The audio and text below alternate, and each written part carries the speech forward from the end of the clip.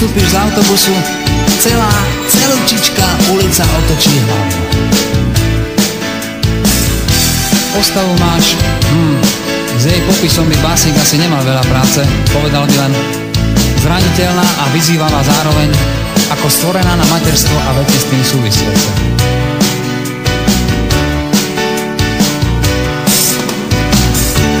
Minule, už ani neviem, kde to bolo, si zase raz nahodila ten svoj pohľad a posmešne zdvihla kútik a všetci muži naokolo sa zatvárili, ako by sa v tej chvíli musel svet zrútiť. Básnik by povedal, že je to mágia večnej ženy v tebe, že je to tým, aká si samozrejmá a žiaduca ako sol v chlebe.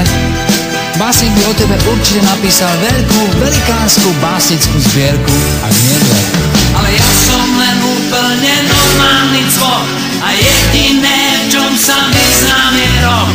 Píšem len muziku na každý deň a tak ti to tu teraz zahrám a zaspievam jednoducho ako nie.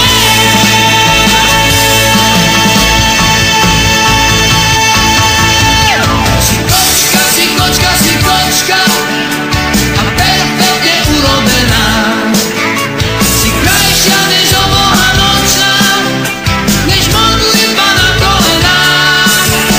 Si kočka, si kočka, si kočka a pre mňa si jediná z žien. V tom najhlbšom pekle ťa počkám, ak povieš, že ľúbi ťa, ak povieš, že ľúbi ťa, ak povieš, že ľúbi ťa, povieš, že ľúbiť ťa smiem.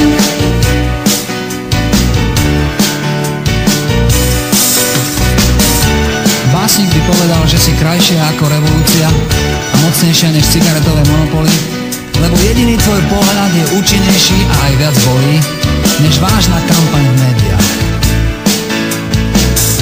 Naozaj si presvedčila ako červené Ferrari, alebo ako socha, kniha či pieseň, keď sa podarí, a básnik by o tom všetkom určite napísal tisíce krásnych slov.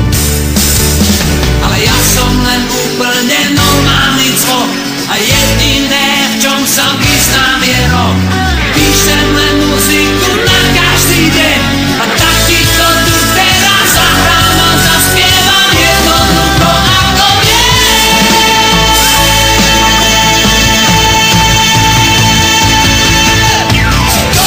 Si kočka, si kočka a perfektne vydarená.